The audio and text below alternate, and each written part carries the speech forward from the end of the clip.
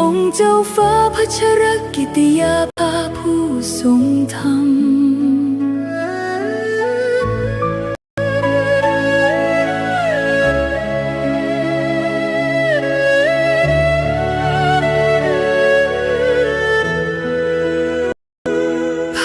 พระองค์ทรงงานไม่เคยท้อทรงถักทอความหวังให้คนไทยโครงการกำลังใจพระตราตรำชุบชีวิตผู้พลังทำให้ฟื้นคืนทรงเมตตาผู้ต้องขังหลังกำแพงจุดใต้แสงแห่งโอกาสส่องสดชื่นพระหัตถ์ยืนโอบอุ้มผู้คมคืนทรงหยัดยืนเพื่อสตรีและเด็กไทยนักกฎหมายผู้ยึดมั่นความยุติธรรมทรงน้อมนำพระปรีชาอันยิ่งใหญ่เพื่อปวงชนพ้นทุกสุขเกรียงไกรจารึกไว้ในแผ่นดินไม่เลือนลางพระคุณงามความดีที่ทรงสร้างเป็นแนวทางส่องสว่างไม่จืดจางขอน้อมกราบทรงเสด็จสู่ฟ้ารางสถิตท่ามฝากฟ้าชั่วนิรันดร์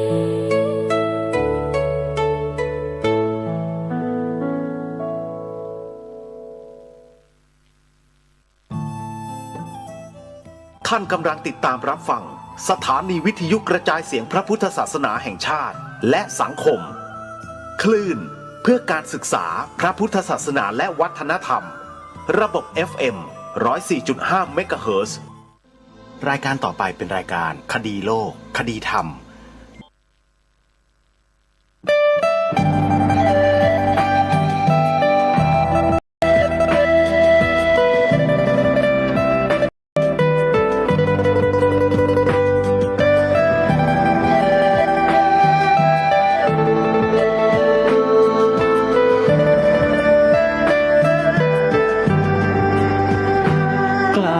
คิดก็ต้องกล้าทำอย่ากลัวถ้าทำความดีเร่งศึกษาปัญหาให้ทันท่วงทีเมืองไทยจะพัฒนากว่านี้รายการดีๆคดีโลกคดีธรรมขอรำพันบรรยายความคิดเครื่องหมายแห่งสีทั้งสามงามถนัดขาวคือบริสุทธิ์สีสวัสดิ์หมายพระไตรรัตน์และธรรมะคุ้มจิตไทยแดงคือโลหิตเราใสซึ่งยอมสละได้เพื่อรักษาชาติศาสนาน้ำเงินคือสีโสภาอันจอมประชาถ้าโปรดเป็นของส่วนองค์จับริ้วเข้าเป็นไตรรงค์จึงเป็นสีธงที่รักแห่งเราชาวไทยทหารอวตารนำไปยงยุทธวิชัยวิชิตก็ชูเกียรติสยา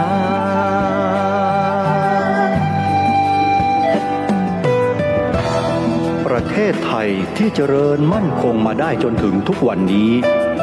มิได้เกิดขึ้นจากความหวาดกลัวอย่างคลาดเขลา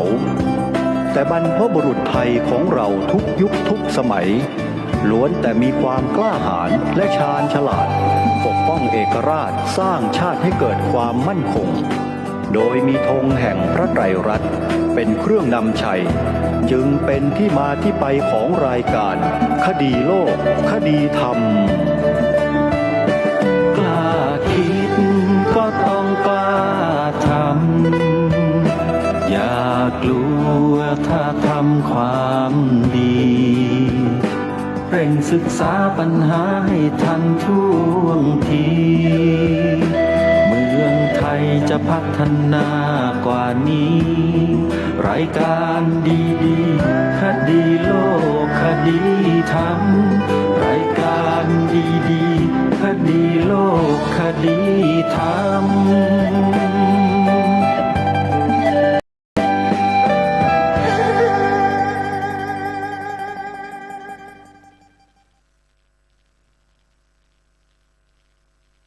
ขอกราบถวายความนอบน้อมแด่พระรัตนตรัยถวายความเคารพพระมหาเถระพระเถรานุเถระทุกท่าน ขอเจริญสุขญาติโยมสาธุชนที่กำลังติดตามรับฟังรายการจากสถานีวิทยุแห่งนี้ทุกท่าน ขอนำท่านผู้ฟังเข้าสู่รายการคดีโลกคดีธรรมพบกันในวันนี้วันขึ้น3 ค่ำเดือน 8วันนี้ตรงกับวันศุกร์ที่17กรกฎาคมพระพุทธศักราช2569รายการคดีโลกคดีธรรมมาพบกับสาธุชนเป็นปกติทุกวันจันทร์ถึงวันศุกร์และวันเสาร์อาทิตย์ทางสถานีวิทยุพระพุทธศาสนาแห่งชาติคลื่นต่างๆพร้อมด้วย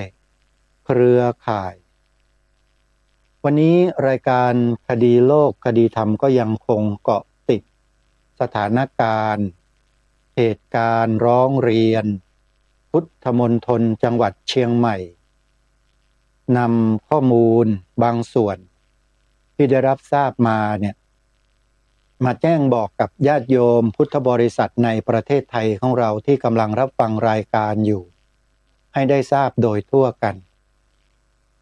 ความคืบหน้าเป็นไปในทางที่ดีไม่ได้มีความเสียหายอะไรมากมายนัก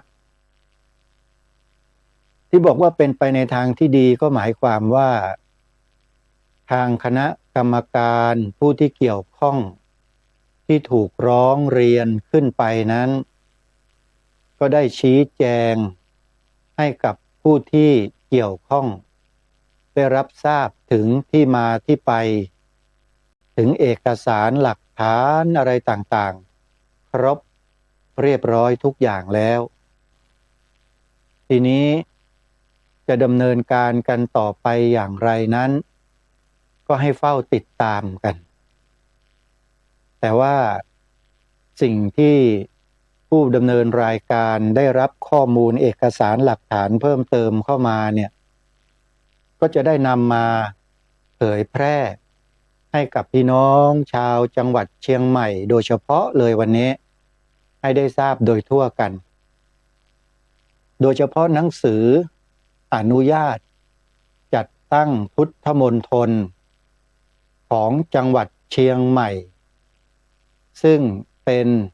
เอกสารหนังสือโฉนดที่ดินที่ออกโดยกระทรวงการคลังญาติโยมเพราะว่าที่ดินราชพัสดุกระทรวงการคลังเป็นผู้รับผิดชอบดูแลเมื่อจะดำเนินการอะไรบนที่ดินราชพัสดุไม่ว่าใครไม่ว่าหน่วยงานไหนก็ต้องทำหนังสือร้องขอไปที่ราชพัสดุกระทรวงการคลังกระทรวงการคลังก็จะออกเป็นหนังสือเรียกว่า ขออภัย ขออภัยท่านผู้ฟัง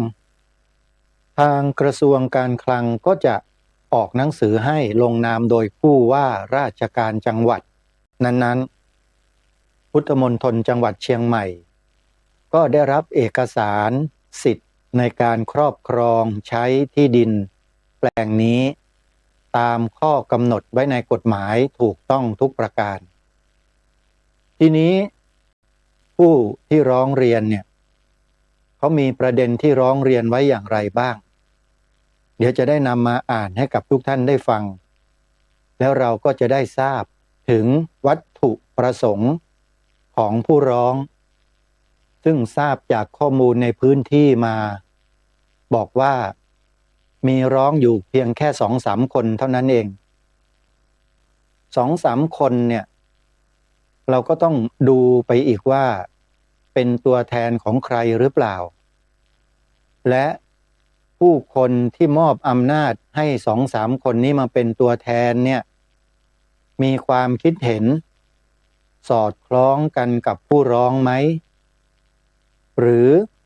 ผู้ร้องอ้างสิทธิ์ของประชาชนในพื้นที่มาทำการโดยลำพังหรือเปล่าอันนี้เราก็มีสิทธิ์ที่จะสงสัยคนพวกนี้ได้ใช่ไหมโยมเมื่อมีสิทธิ์สงสัยได้เราก็มีสิทธิ์ที่จะร้องขอให้ทำการตรวจสอบเรื่องนี้ได้เหมือนกันเรียกว่าสอบสวนย้อนกลับไปว่าเหตุผลเหล่านี้เนี่ยเกิดขึ้นมาจากประชาชนทั้งหมดอยู่ในพื้นที่นั้นจริงหรือไม่หรือว่ามีคนไปกรุเรื่องนี้ขึ้นมาแล้วก็มาเดินเรื่องกันแบบนี้หรือเปล่าอันนี้ข้อมูลข้อเท็จจริงจะเป็นอย่างไรนั้นเดี๋ยวคณะกรรมการที่เกี่ยวข้องก็จะไปตรวจสอบดูทั้งหมดว่ามีที่มาที่ไปถูกต้องหรือไม่อย่างไรอันนี้ก็ขอปรารภไปเบื้องต้นแค่นี้ก่อนและเดี๋ยวจะนำเอกสารสิทธิ์ในการครองที่ดินเพื่อใช้ประโยชน์ของพุทธมณฑลจังหวัดเชียงใหม่ที่ถูกต้องเนี่ยมานำเสนอในรายการให้พวกเราได้ทราบกันว่าเป็นเลขที่ดินเลขที่เท่าไรนะครับมีทะเบียนว่าอย่างไรลงวันที่เท่าไหร่มีเนื้อที่จำนวนเท่าไหร่ตั้งอยู่ที่ตำบลอำเภอจังหวัดบอกไว้หมดเลยนะเดี๋ยวสักครู่หนึ่งค่อยมานำเสนอต่อท่านผู้ฟังให้ติดตามรับฟังกันทีนี้มาประชาสัมพันธ์ข่าวงานบุญ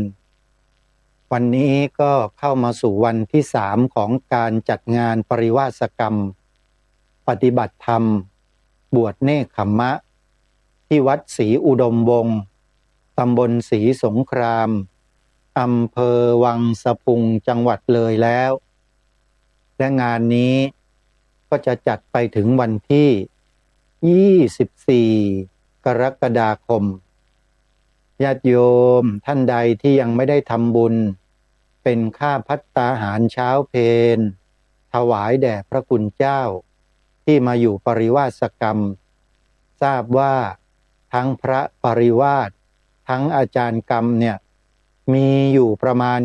40กว่ารูปโยมเลี้ยงพระเช้าเพล40กว่ารูปเนี่ยไม่เบาเหมือนกันนะถ้าใครจะเป็นเจ้าภาพถวายภัตตาหารก็ขอเชิญได้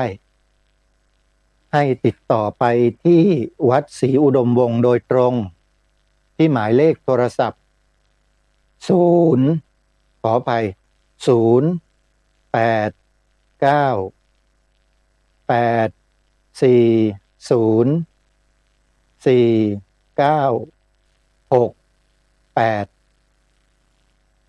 จากนั้นงานเปิดวัดแห่งใหม่อยู่ที่ตำบลเลยวังใสอำเภอภูหลวงจังหวัดเลยก็จะได้จัดให้มีขึ้นเริ่มต้นตั้งแต่วันพรุ่งนี้18กรกฎาคมจะมีพิธีสวดมนต์และอุทิศส่วนกุศลให้กับเจ้าของที่ซึ่งเป็นดวงวิญญาณเป็นอะไรก็แล้วแต่ นะก็จะได้ทำพิธีในตอน4 โมงเย็น16 นาฬิกาวันรุ่งขึ้นวันอาทิตย์ที่19 กรกฎาคมก็จะเป็นงานใหญ่เป็นพิธีการที่มีคณะสงฆ์ฝ่ายธรรมยุทธฝ่ายมหานิกายฝ่ายอนัมนิกายซึ่งเป็นพระมหายานจะมาร่วมงานเป็นประธานในพิธีด้วยส่วนฝ่ายคฤหัสถ์ก็จะมีกงสุลใหญ่ของประเทศสาธารณสังคมนิยมเวียดนามและเอกอัครราชทูตนะของประเทศเวียดนามก็จะมาร่วมงานด้วย ขออภัยงานนี้ท่านองค์สรพจน์จนะสุนทรหรือท่านเสียงป้อเจ้าอาวาสวัดธรรมปัญญารามบางม่วงตำบลบางช้างอำเภอสามพรานจังหวัดนครปฐมทีมงานของสถานีโทรทัศน์ดีทีวีของเรานี่แหละท่านได้มาสร้างวัดแห่งใหม่นี้ขึ้นอยู่ที่ตำบลเลยวังใสอำเภอภูหลวงจังหวัดเลยชื่อวัดว่าวัดอนัมงามศรีสุขุมพัฒน์เมื่อวานนี้ออกชื่อผิดเมื่อวานออกชื่อว่าวัดอนัมงามศรีสุขพัฒน์วันนี้ขอแก้ให้ถูกนะโยมวัดอนัมงามศรีสุขุมพัฒน์เป็นชื่อของวัดนี้เป็นวัดอนัมนิกายหรือวัดมหายานโยมนะเป็นวัดมหายานซึ่งในประเทศไทยนั้นทั้งหมดมีไม่กี่วัดนะมีไม่กี่วัดเองและที่เลยก็มีวัดมหายานซึ่งเป็นอนัมนิกายเนี่ยเกิดขึ้นในวันที่19 กรกฎาคมนี้อีก1 วัดนะถ้าใครจะไปร่วมงานก็ขอเชิญได้นะวัดอนัมงามศรีสุขุมพัฒน์ตำบลเลยวังใสอำเภอภูหลวงจังหวัดเลยนะใครที่รู้จักคุ้นเคยท่านองค์สรพจน์สุนทรหรือว่าท่านเสียงป้อก็ติดต่อสอบถามรายละเอียดเข้าไปได้หรือจะสอบถามไปที่พระครูดมวรานุวัตรวัดศรีอุดมวงศ์ก็ได้โยมนะใครที่ต้องการจะทราบสถานที่พระครูดมวรานุวัตรก็จะบอกจะแจ้งกับญาติโยมก็จะเข้าใจกันได้ดีเพราะว่าท่านอาจารย์พระครูดมวรานุวัตรนั้นท่านเป็นพระสงฆ์ในพื้นที่จังหวัดเลยท่านก็จะทราบสถานที่ต่างๆที่ภูหลวงเป็นอย่างดีเพราะว่าท่านไปช่วยงานอยู่ที่นั่นด้วยนะไปตั้งแต่วันที่16ท่านพาคณะไปนำเต็นท์ไปเครื่องเสียงไปเครื่องปั่นไฟไปอะไรต่างๆพระครูดมวรานุวัตรนี่ถือว่าเป็นครูบาอาจารย์ที่มีน้ำจิตน้ำใจงดงามมากท่านจะช่วยวัดวาอารามต่างๆโดยที่ไม่ร้องขออะไรเลยอย่างที่สวนป่าสามัคคีธรรมเนี่ยญาติโยมพาคณะญาติโยมชาวอำเภอวังสะพุงแล้วก็อำเภอต่างๆในจังหวัดเลยไปร่วมงานเปิดป่าฟังธรรมที่สวนป่าสามัคคีธรรมนำเครื่องปั่นไฟไปนำไฟแสงสว่างไปติดตั้งนำอะไรต่อไม่อะไรไปเยอะแยะไปหมดตลอดจนถึงค่าใช้จ่ายทุนการศึกษานักเรียนท่านก็ช่วยทอดผ้าป่าเปิดป่าฟังธรรมพระครูอุดมก็ชวนญาติโยมของวัดศรีอุดมวงศ์ช่วยด้วยเนี่ยโยมนะจะให้อาตมาเนี่ยไม่กล่าวไม่พูดถึงพระครูอุดมวรานุวัตรได้ยังไงไม่ใช่ช่วยเฉพาะอาตมานะวัดต่างๆในจังหวัดเลยเนี่ยพระครูอุดมวรานุวัตรไปทอดเทียนไปถวายพระป่าแต่ละวัดมากมายเยอะแยะไปหมดแม้แต่วัดของพระดังในปัจจุบันเนี้ยตอนนี้มาอยู่ที่คลอง5แล้ว ท่านพระอาจารย์จำรัดท่านอยู่ที่อำเภอเชียงคานวัดท่านน่ะอาจารย์พระครูอุดมก็เคยนำเทียนไปทอดไปถวายท่านวัดของพระอาจารย์จำรัดตอนนี้ท่านมาสร้างวัดไว้ที่คลอง15ปทุมธานีชื่อวัดป่าเทศรังสีวัดป่าเทศรังสียานวีโรคลอง15แล้วท่านก็กำลังเป็นที่ยอมรับศรัทธาเชื่อถือของบรรดาญาติโยมจำนวนมากมายมหาศาลเลยมีคนมาปฏิบัติธรรมที่วัดป่าคลอง15เรียกสั้นๆกันแล้วกันนะของพระอาจารย์จำรัดเนี่ยวันหนึ่งเนี่ยโยมไม่ต่ำกว่า 2,000 คนฟังดูแล้วไม่น่าเชื่อใช่ไหมอาตมาตอนแรกก็ไม่เคยเชื่อเหมือนกันคนอะไรจะมานั่งปฏิบัติธรรมกันได้มากถึงขนาด 2,000 คนเป็นไปได้ยังไงแต่พอ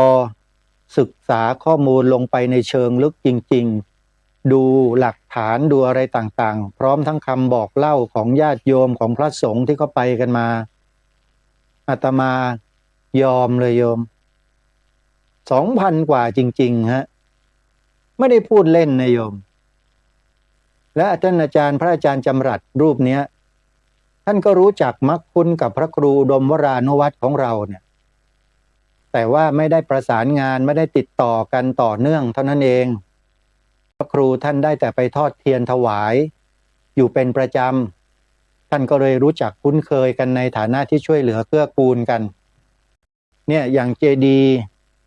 ศรีมหาธาตุของวัดศรีอุดมวงศ์ที่กำลังสร้างอยู่เนี่ยนะถ้าอาตมาภาพหรือพระครูอุดมวรานุวัตรไปแจ้งความประสงค์ความจำนงขอความช่วยเหลือท่านพระอาจารย์จำรัดวัดป่าคลอง15เนี่ยบอกพระอาจารย์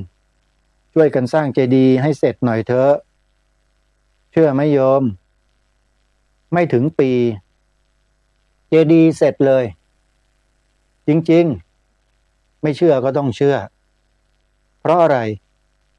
บารมีของท่านพระอาจารย์จำรัดณตอนนี้เนี่ยขึ้นอย่างสุดๆเลยนะโยมทำไมถึงขึ้นเพราะท่านช่วยเหลือคนที่ตกทุกข์ได้ยากให้ออกจากความทุกข์แล้วมาพัฒนาตนเองให้มีความสุขด้วยการปฏิบัติกรรมฐานสวดมนต์ไหว้พระอยู่ที่วัดท่านนั่นน่ะปลดเปลื้องความทุกข์ทั้งนั้นเลยท่านมีวิธีการของท่านที่ไม่เหมือนใครโยมรับรองได้ว่าใครก็ตามที่ได้เข้าไปกราบ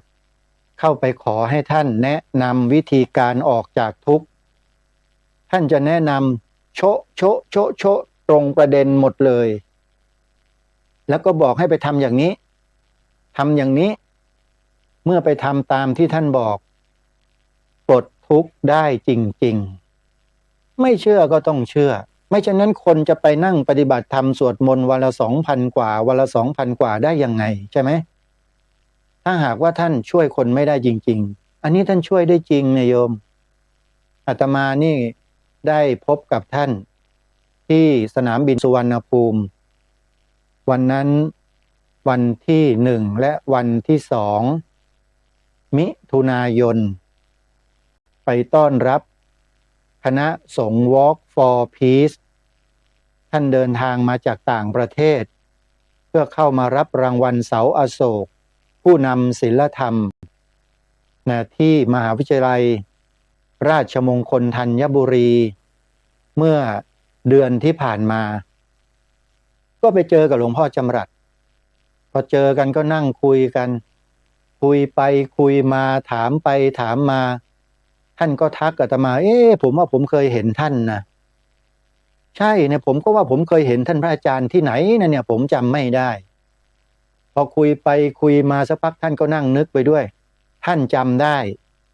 ท่านบอกว่าโอ้ผมจำได้แล้วผมเจอท่านที่วัดหลวงพ่อจิ๋ว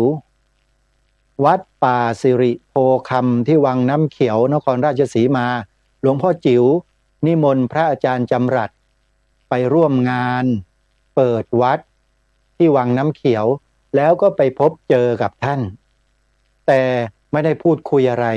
เพราะไม่รู้จักและอาตมาเองก็ทำหน้าที่เป็นสื่อในตอนนั้นถ่ายทอดสดให้กับหลวงพ่อจิ๋วแล้วมีพระมาเดินบิณฑบาตกันเต็มไปหมดยาวเลยนั่นแหละท่านจำได้ว่าไปเจออาตมาที่วัดป่าสิริโพคำที่อำเภอวังน้ำเขียวจังหวัดนครราชสีมาก็เลยคุยกันเป็นเรียกว่าเป็นโลเป็นพายเลยคุยไปคุยมาถามไปถามมาอ้าวขอโทษนึกว่าใครที่ไหนรู้จักพระครูดมวรานุวัตรของเราด้วยก็เลยสอบถามว่ารู้จักกันยังไงแบบไหนท่านก็บอกว่าท่านพระครูไปทอดเทียนที่วัดผมเท่านั้นแหละจบเลยโยมคนกันเองโยมเป็นครูบาอาจารย์ที่ทำงานร่วมกันมาตั้งแต่ครั้งไหนแล้วก็ไม่รู้นะนมนานแล้วท่านพระอาจารย์จำรัดท่านก็มาสร้างวัดไว้ที่คลอง15ปทุมธานีเนี่ยจนเป็นที่โด่งดังไปทั่วเลยตอนนี้พระสงฆ์ที่ท่านทำงานแบบนี้โยมควรส่งเสริมแล้วก็สนับสนุนท่านรักษาท่านดูแลท่านให้ดีเพราะท่านอุบัติมาในโลกเนี่ยเพื่อมาช่วยคนตกทุกข์ได้ยากกันเยอะแยะไปหมดหาทางออกกันไม่ได้ให้ไปปฏิบัติธรรมให้ไปเจริญสมาธิภาวนาเขาก็ไม่ไปแล้วไปท้องแห้งอดอยากปากแห้งไม่มีจะกินเขาก็ไม่ไปพอไปหาท่านพระอาจารย์จำรัดเขาเรียกว่าหลวงพ่อจำรัดคลอง15พอไปหาเท่านั้นแหละหลวงพ่อทักนู่นนี่นั่นอะไรนู่นนี่ตรงหมดเลยทักตรงอ่ะพอตรงแล้วโยมก็อึ้งสิหลวงพ่อรู้ได้ไงแล้วหลวงพ่อก็แนะนำไม่ต้องถามไปทำอย่างนี้นะแล้วก็ไปทำอย่างนี้ไปทำตามท่านจบปัญหาชีวิตที่มันเกิดขึ้นเนี่ยจากหนักเป็นเบาจากเบาหายไปหมดเลยนี่คือสิ่งที่มันมีและเป็นจริงๆท่านผู้ฟังไม่ได้มาโฆษณาชวนเชื่อนะถ้าหากว่าไม่จริงหลวงพ่อท่านช่วยคนไม่ได้จริงๆเนี่ยถ้าคนจะไม่ไปนั่งสวดมนต์ปฏิบัติธรรมที่วัดท่านวันละ 2,000 กว่าคนทำไปได้ยังไงถูกไหมหลวงพ่อก็ไม่เคยให้หวยด้วยไม่มีนะมีแต่ให้ไปทำบุญรักษาศีล5เจริญภาวนาสวดมนต์ไหว้พระให้ไปทำสิ่งที่ดีไม่ได้ให้ไปทำอะไรอบายมุขไปเล่นหวยรวยเบอร์ไม่มีโยมหลวงพ่อท่านไม่ส่งเสริมสนับสนุนอยู่แล้วแต่โยมไปตีความกันเองไปซื้อกันเองอันนี้ช่วยไม่ได้หลวงพ่อท่านไม่ได้สนับสนุนอยู่แล้วโยมก็ไปถูกกันซะอีกก็ดิปัญหามันอยู่ตรงนี้แหละพอถูกเท่านั้นก็ไปตีโพยตีพายตีปี๊บบอกว่าหลวงพ่อจำรัดขลังหลวงพ่อจำรัดท่านแม่นคนก็แห่ไปกันใหญ่ดิเนี่ยโยมไปว่ากันเองทั้งนั้นนะพระท่านไม่ได้ทำอะไรเลยแล้วสุดท้ายพอมากๆเข้าเยอะๆเข้าเอาละ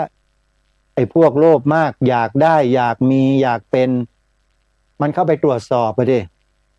นะไปตรวจสอบพระอยู่เรื่อยพวกเนี้ยพอวัดไหนจะมีจะตั้งตัวจะอะไรได้หน่อยเอาแล้วเข้าไปแล้วจัดการเล่นงานไล่ออกจากป่านี่ล่าสุดที่จังหวัดเลยเนี่ยที่หนองหินหรือที่ไหนเนี่ยวัดอะไรนะญาติโยมจังหวัดเลยที่ฟังรายการอยู่เนี่ยวัดอะไรนะที่ถูกไล่ออกมาสดร้อนเนี่ยโยมคอยดูนะเรื่องนี้ไม่จบหรอกทางจำเลยคือวัดเนี่ยเขาจะต้องจัดการเรื่องนี้ให้ถูกต้องแล้วก็ให้แล้วเสร็จและจะไม่ยอมให้ใครก็ตามมาอาศัยอำนาจมาทำลายพระพุทธศาสนาของเราในลักษณะเช่นนี้อย่างไม่ถูกต้องอาตมาไม่ได้บอกว่ากรณีนี้ไม่ถูกต้องไม่ได้พูดนะพูดถึงต่อไปในอนาคตไม่ให้ใครมาทำอะไรอย่างไม่ถูกต้องกับวัดวาอารามแบบนี้อีกและกรณีเนี้ยที่หนองหินจังหวัดเลยเนี่ยจะเป็นกรณีตัวอย่าง แล้วเดี๋ยวจะมีผู้นำองค์กรชาวพุทธเขาจะลงพื้นที่กัน ในเร็วๆวันนี้แหละโยมอาตมามีข้อมูลนะช่วงที่อาตมาภาพไปอยู่ที่จังหวัดเลยพอดีเลยคณะบุคคลเหล่านี้ก็จะเข้าไปในพื้นที่เพื่อที่จะไปพูดคุยไปประชุมปรึกษาหารือไปหาหลักฐานข้อมูลอะไรต่างๆที่มันเกิดเรื่องราวแบบนี้ขึ้นว่ามันเกิดขึ้นได้ยังไงและตัวตั้งตัวตีที่ทำให้เรื่องราวเหล่านี้เกิดขึ้นแล้วพระสงฆ์แม่ชีนักปฏิบัติต้องหนีออกจากพื้นที่ต้องย้ายออกจากพื้นที่กันหมดเนี่ยมันสาเหตุที่แท้จริงแล้วมันคืออะไรกันแน่ถ้าปล่อยให้เหตุการณ์แบบนี้เกิดอยู่เรื่อยๆนะโยมวัดวาอารามสำนักสงฆ์ที่ปฏิบัติดีปฏิบัติชอบก็จะถูกกระทำในลักษณะเช่นนี้ไปเรื่อยๆแล้วญาติโยมคิดว่าบ้านเมืองเนี้ยมันจะเป็นยังไงล่ะโยมบ้านเมืองมีร่มเงามีต้นไม้ใหญ่มีร่มเงาให้ดอกให้ผลให้ใบให้สมุนไพรให้อะไรต่างๆไว้เป็นอย่างดีคนก็ช่วยกันดูแลต้นไม้นี้ให้เจริญงอกงามไพบูรย์อยู่ตลอดเวลาอยู่มามีคนมันบอกไม่ชอบตัดแม่งทิ้งซะแล้วโยมจะยอมกันเหรอตัดต้นไม้ทิ้งชาวบ้านคนทั่วไปอาศัยต้นไม้นี้นะดำรงชีวิตกันมาเป็น100 ปีพันปีแล้วอยู่ๆให้คนไม่กี่คนมาตัดต้นไม้ทิ้งเหรอโยมจะยอมเหรอโยมยอมไหมจ๊ะอ้าวอันนี้ก็ต้องคิดกันนะโยมนะเดี๋ยวในเร็วๆนี้แหละภายในเดือนกรกฎาคมเนี่ยโยมจะมีคณะบุคคลขึ้นไปที่จังหวัดเลยแล้วก็เข้าไปที่วัดที่ถูกไล่ออกจากพื้นที่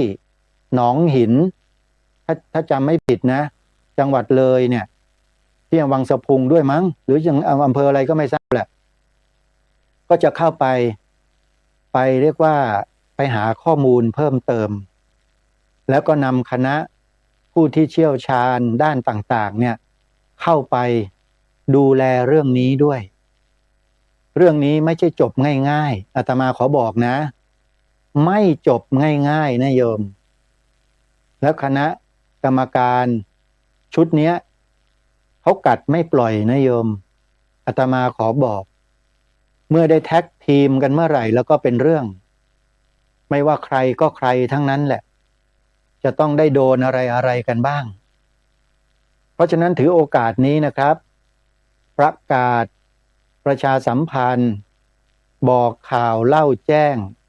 พระเถรานุเถระที่อยู่ในจังหวัดเลยครับจะมีคณะบุคคลที่เป็นตัวแทนของชาวพุทธกลุ่มหนึ่งจะเดินทางไปที่วัดดังกล่าวนี้นะวัดที่ถูกทางการนะเข้าไปดำเนินการนะไล่ออกจากพื้นที่โดยอ้างเหตุทางข้อกฎหมายอะไรต่างๆก็แล้วแต่อาตมาก็ยังไม่ได้ทราบข้อมูลในเชิงลึกเท่าไหร่แต่ว่าทางคณะทีมงานเนี่ยได้ติดต่อมาที่อาตมาแล้วบอกว่าจะขึ้นไปในวันนั้นแล้วทำอย่างนั้นแล้วก็ส่งข้อมูลให้อาตมาอาตมาก็ได้อ่านได้ดูได้ศึกษาข้อมูลต่างๆเหล่านั้นแล้ว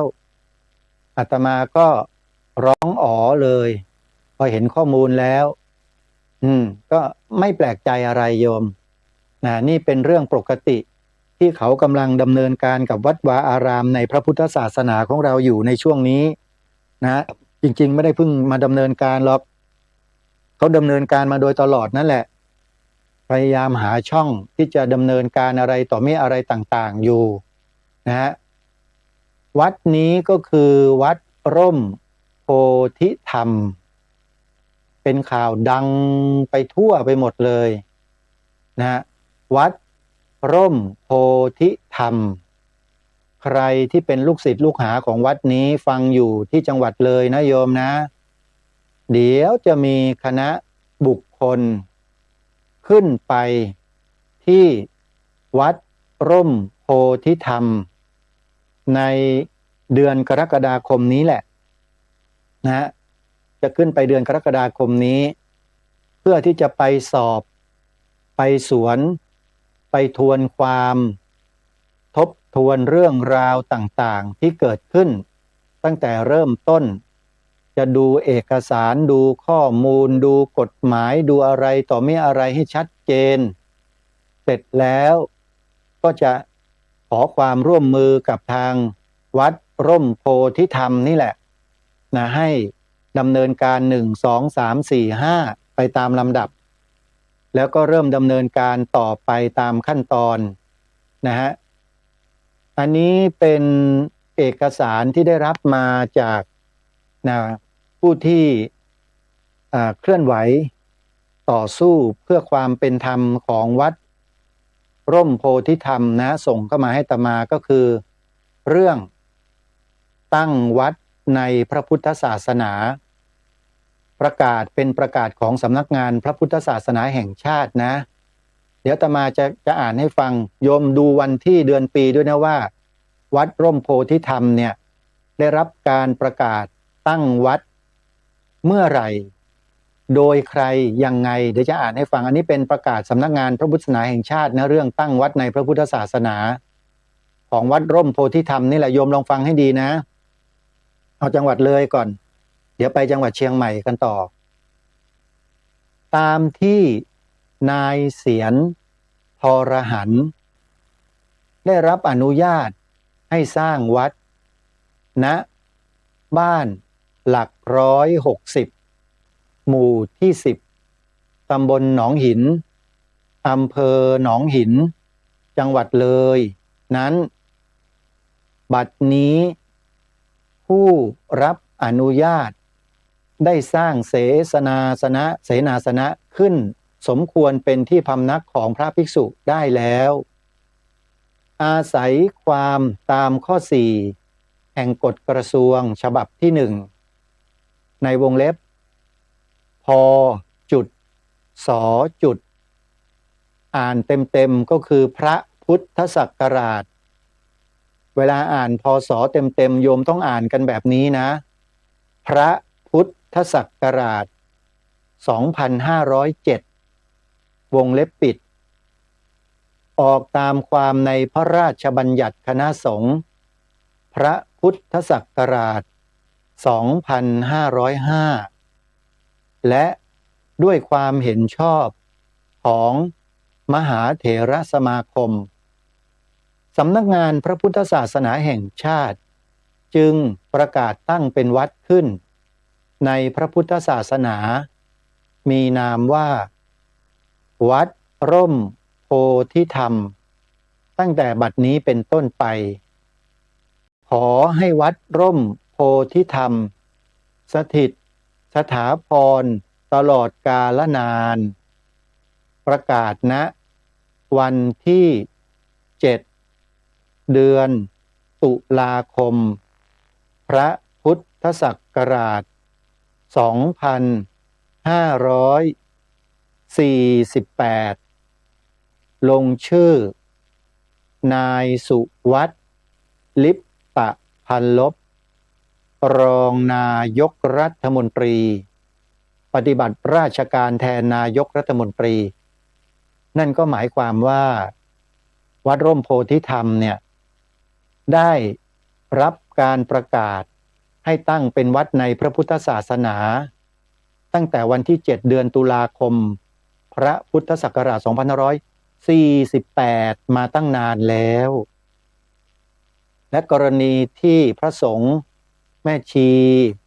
อารามิกชนลูกศิษย์ลูกหาในวัดถูกคำสั่งให้ย้ายออกจากพื้นที่ตรงนั้นถูกต้องเหมาะสมหรือไม่อย่างไรเดี๋ยวคณะกรรมการคณะบุคคลเหล่านี้จะขึ้นไปตรวจสอบข้อเท็จจริงแล้วก็จะได้นำมาประมวลกับข้อกฎหมายที่เกี่ยวข้อง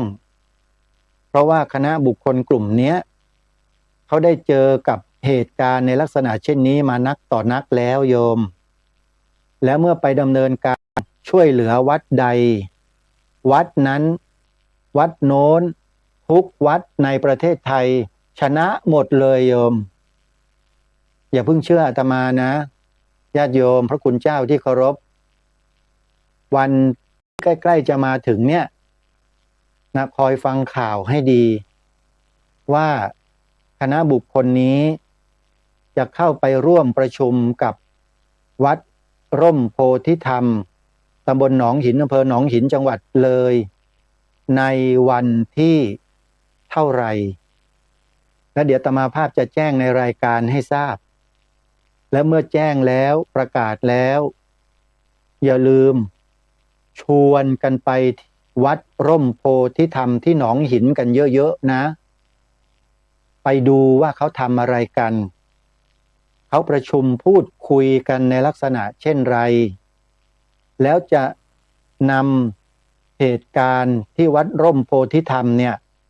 ขึ้นมาเป็นกรณีศึกษาสำหรับจังหวัดเลยให้แก่พี่น้องชาวจังหวัดเลยให้กับพระคุณเจ้าที่อยู่ในจังหวัดเลยเนี่ยได้ทราบข้อมูลด้วยทางคณะกรรมการดังกล่าวเนี่ยแจ้งบอกอาตมามาอย่างนี้นะว่าให้นิมนต์พระคุณเจ้าในจังหวัดเลยญาติโยมพุทธบริษัทในจังหวัดเลยท่านใดที่มีความสนใจในเรื่องนี้นะให้ไปร่วมประชุมพร้อมๆกันที่วัดร่มโพธิธรรมในวันที่เท่าไรนั้นเดี๋ยวรายการคดีโลกคดีธรรมแจ้งกำหนดวันให้ชัดเจนอีกครั้งหนึ่งแต่ทราบคร่าวๆมาว่าภายในสัปดาห์หน้านี่แหละสัปดาห์หน้าเนี่ยก็คือไม่วันที่20 21 22 23 24ประมาณนี้แหละโยมอยู่ในประมาณทั้ง4วัน5วันเนี่ยวันใดวันหนึ่งแน่นอนคอยฟังประกาศในวันอาทิตย์แล้วกันโยมวันอาทิตย์ที่19กรกฎาคมเดี๋ยวอาตมาจะประกาศแจ้งให้ทราบว่าเขานัดประชุมปรึกษาหารือแล้วก็เพื่อที่จะหาข้อมูลเพิ่มเติมในการช่วยเหลือวัดร่มโพธิธรรมให้กลับมาอยู่ยังสถานที่ที่ตั้งวัดของตนเหมือนเดิมได้หรือไม่อย่างไรเดี๋ยวจะคอยฟังการแจ้งข่าวกำหนดวันนะว่าวันไหนนะโยมนะแต่สถานที่แน่นอนก็คือที่วัดร่มโพธิธรรมนั่นแหละนะจะประชุมตรงไหนอย่างไรนั้นอาตมาภาพเองก็ไม่ทราบแต่ว่ามีข้อมูลมาเช่นนี้ก็แจ้งให้ทราบอย่างนี้นะโยมอาตมาก็ถือว่าเป็นผู้ที่ติดตามข้อมูลเหล่านี้มาให้กับทุกท่านได้ติดตามเรื่องราวเหตุการณ์เหล่านี้ไปพร้อมๆกันก็ขอให้เราได้ช่วยกันดูแลช่วยกันปกป้องรักษาสมบัติของชาติบ้านเมืองโดยเฉพาะวัดวาอารามพระบวรพุทธศาสนาตลอดจนถึงสถาบันพระมหากษัตริย์ของบ้านของเมืองเราเนี่ยให้มีความเจริญรุ่งเรืองให้มีความมั่นคงถาวรไปตลอดกาลโยมสถาบันชาติสถาบันพระพุทธศาสนาและสถาบันพระมหากษัตริย์เราจะต้องช่วยกันปกป้องรักษาคุ้มครองเทิดทูนบูชาเหนือกว่าใครทั้งสิ้นในโลกนี้ทั้งหมดเพราะว่าเราอยู่ที่นี่เราจะไปบูชาใครที่ไหนล่ะโยม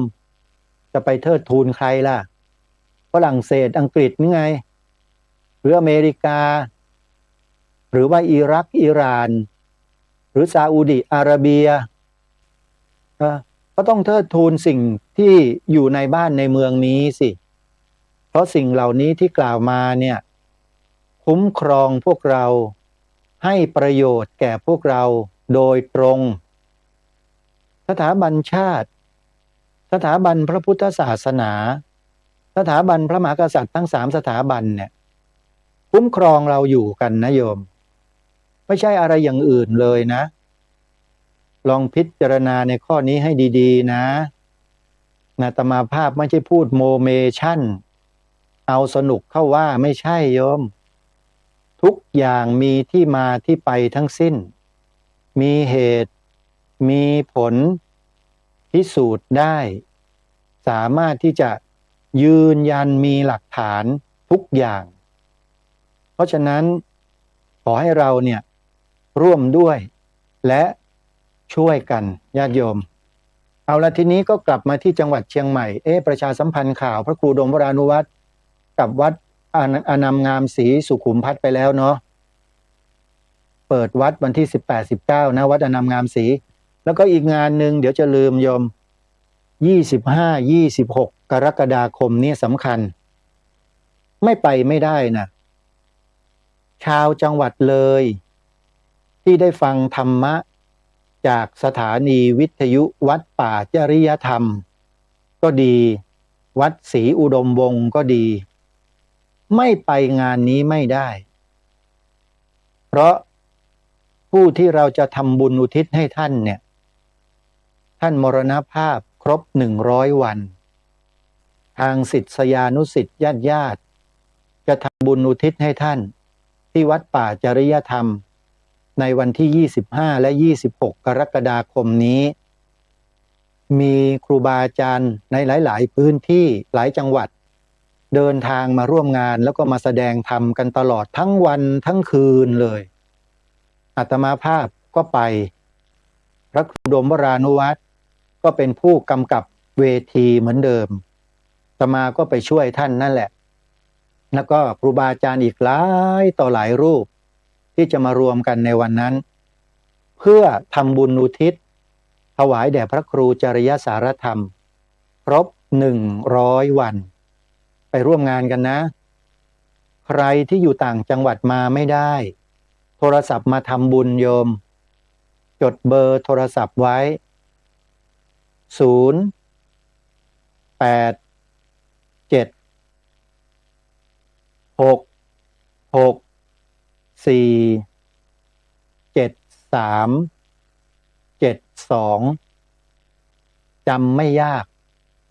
จำเลข7ข้างหน้าเอาไว้ก็คือ087นะ7 6นะ7 6แล้วก็7 3ตัวเขาเรียกว่าเลข3ชุด7 6 7แล้วก็ค่อยไล่มา7หน้าก็คือ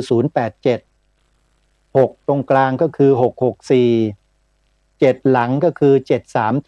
7372แต่มันดันไปออก71อ้าวนี่พูดเรื่องอะไรกันแล้วเนี่ยไม่เกี่ยวนะโยมอาตมาไม่ทราบนะฮะโทรไปนะโยมใครจะทำบุญก็ขอเชิญได้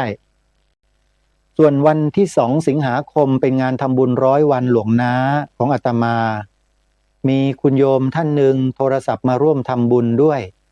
มาจากจังหวัดเชียงใหม่ฟังรายการคดีโลกคดีธรรมทุกวันเหมือนกันโดยปกติแล้วโยมนั้น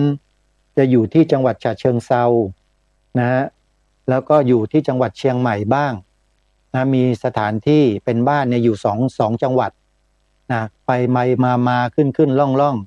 แต่ว่าช่วงไหนมาจังหวัดเชียงใหม่ก็ได้ฟังรายการคดีโลกคดีธรรมโยมพอทราบว่าอาตมา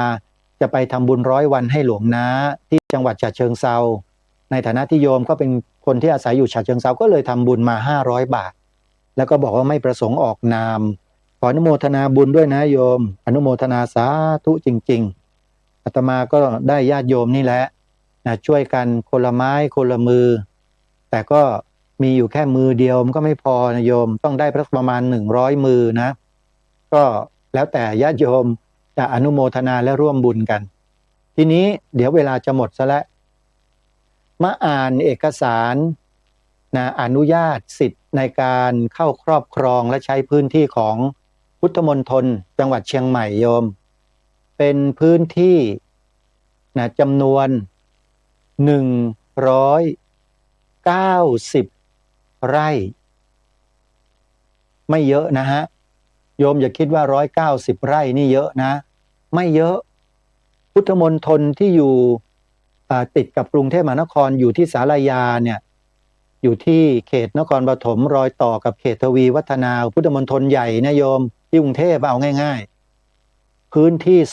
2,500 ไร่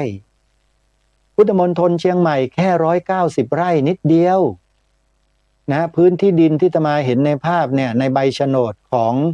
กระทรวงการคลังที่ออกให้เนี่ยนะเป็นรูปชายธงนะสวยด้วย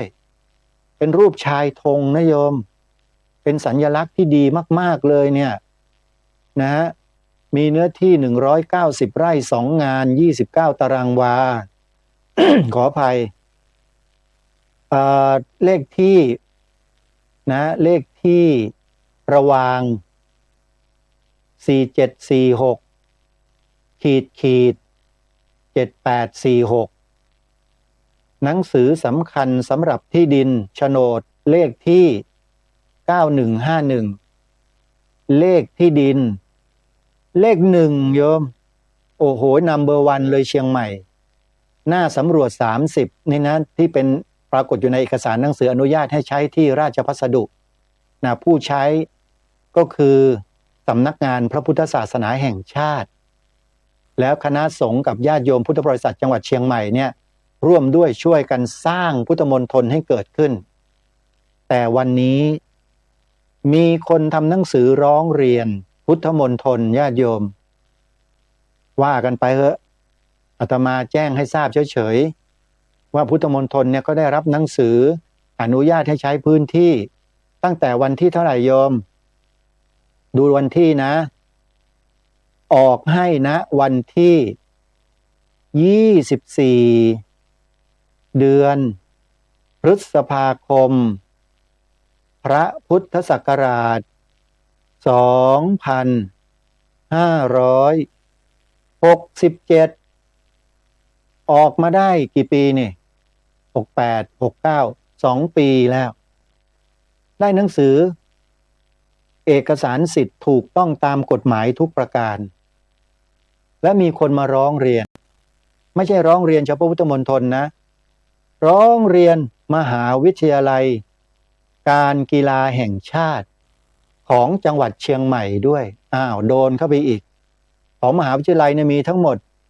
555 ไร่พอดีเลยแต่พุทธมณฑล190 ไร่น้อยกว่าตั้งเยอะเอาละเรื่องนี้เดี๋ยวไปว่ากันที่เชียงใหม่นะเวลาของรายการหมดซะแล้วครูบาอาจารย์ที่เคารพครับขอสมมติยุติไว้ได้เพียงเท่านี้พบกับรายการได้ใหม่ในวันต่อไปขอความสุขสวัสดีจะมีแด่ท่านผู้ฟังทุกท่านทุกคนเทินขอเจริญพรที่จบไปแล้วนั้นเป็นรายการคดีโลกคดีธรรมดำเนินรายการโดยพระครูประหลัดณรงค์ฤทธิ์